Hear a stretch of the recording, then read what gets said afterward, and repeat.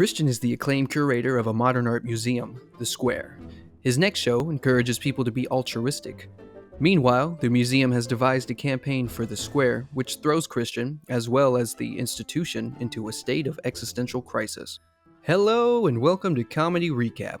Today we're going to give you a recap of the film The Square, which is a movie from the action comedy and drama genre. A satirical film that will make you laugh so hard it'll bring tears to your eyes. So sit back and enjoy the movie. Without further ado, let's dive right into it. The movie starts and we see Christian, who is the curator of Stockholm's ex-Royal Art Museum, which was previously known as the Royal Palace, and a journalist interviews him, and he struggles to explain the museum jargon. Later, we see a monument being renovated in front of the museum. Instead, they make the Square, which encourages people to be altruistic. The scene shifts and we see Christian walking outside. Suddenly, a woman comes screaming and starts asking for help, as a madman is chasing her. She keeps on screaming, asking Christian to protect her, which he does. He stands in front of the woman and directly deals with her supposed assailant. In the end, the assailant reveals that he is not after them, and leaves the scene. This sudden change in mood stuns Christian and amazes him that people are sometimes weird. However, later we learn how true this is after Christian realizes that his phone and wallet are missing, apparently stolen in a confidence trick. He asks for a phone so that he could call for help. The scene changes and we're back in the museum. A meeting is being held regarding the marketing of the museum. The meeting is interrupted by a crying baby. The marketing team is asking for more data regarding the art pieces in the museum. They also analyze how newsworthy is any new project in the museum.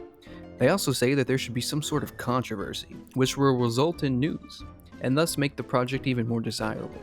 They argue that controversy will always result in social media activity, as people will express their opinions.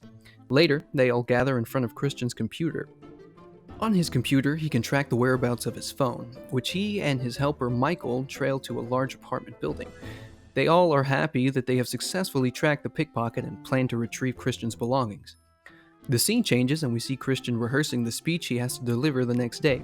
He seems tense and keeps on forgetting his lines. In the end, he puts down his paper and decides he will just wing the speech. He will speak from his heart. The scene then changes, and we see the unveiling of the project they were all planning about.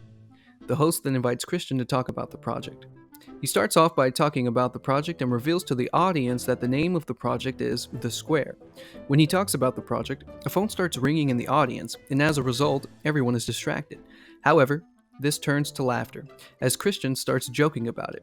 When the phone stops ringing, Christian puts down the mic and walks closer to the audience, as he wanted to be closer to the audience when he was addressing them. A speech with a mic felt too stiff. Upon coming closer, he asked the audience to do something for him. He asked them to imagine that they are standing in a public place in town.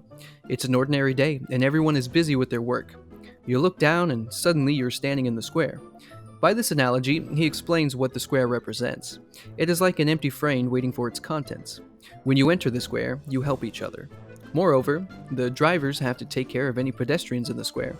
The audience is dead silent, listening to his every word. In the end, however, they give him a thunderous applause. In the end, everyone disperses for food. The scene shifts and we see Christian's friend looking at the pickpocket that stole Christian's belongings. Since the pickpocket lives in an apartment building, Christian's friend had the brilliant idea of sending a threatening letter to each and everyone in the building. The pickpocket will for sure get it. As a result, they can contact him and thus retrieve Christian's belongings. Christian thinks this is too aggressive and violent. However, in the end, he is convinced by his friend.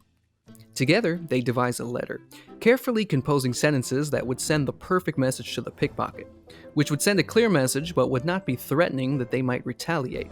They comically argue over what font to use and what words to put in while writing the letter. They keep on finding flaws in each other's writings and finally, in the end, finish up with the letter. After agreeing on 50 copies that would be distributed into the building, they start to work.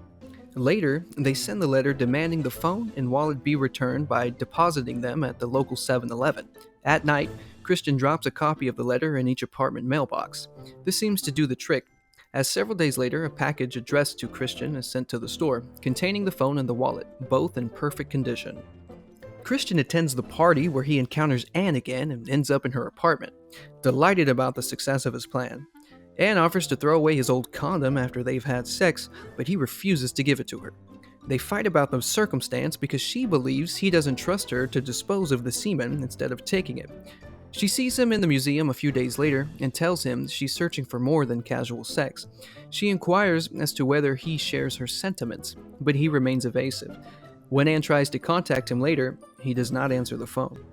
Christian is informed that a second package containing his phone and wallet has arrived for him at the 7-Eleven the day after he picked up the first. He sends Michael to pick it up since he is suspicious. Michael is challenged in the store by a young Arab boy who claims that his parents believe he is a thief as a result of the letter and demands that Christian apologize to him and his family. Otherwise, the child threatens Christian with chaos. The boy later pays a visit to Christian's house and confronts him on the stairwell. Christian tries to send him away, but the youngster continues to scream for aid and pounds on the door. Christian hears the youngster yelling for help after he falls down a flight of stairs, but no one comes to his aid. Christian is disturbed, so he desperately searches the trash outside the house for a letter with the boy's phone number. Christian records an apologetic video message after discovering it and unsuccessfully attempting to contact the youngster. Christian has to oversee the promotion of a new show centered on an art piece by Lola Arias called The Square, which is characterized in the artist's statement as follows. The Square is a sanctuary of trust and caring. We all have the same rights and responsibilities within it. According to the museum's advertising firm, they need to utilize anything other than the uncontroversial and banal artist statements to get social media attention for the Square. Representatives from an advertising firm examined the depiction of violence that contradicts the Square's theme, creating a promotional video that shows an underprivileged white blonde girl approaching the Square and being killed in an explosion. After a distracted Christian provides his okay without viewing the video, it is posted on the museum's website and YouTube channel. The video soon goes viral, with over 300,000 views on YouTube, but it is met with widespread hostility from the media, religious leaders, and the general population. The museum holds a news conference at which Christian admits to breaking protocol and that he is stepping down as curator after reaching an agreement with the board. Several journalists then blame him for using a disgusting tape to create cheap controversy, while others accuse him of self-censorship as a result of his resignation.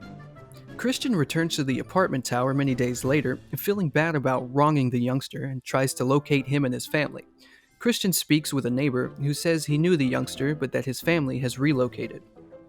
Make sure to subscribe and turn on notifications so that you can watch more videos like this. Thanks for watching.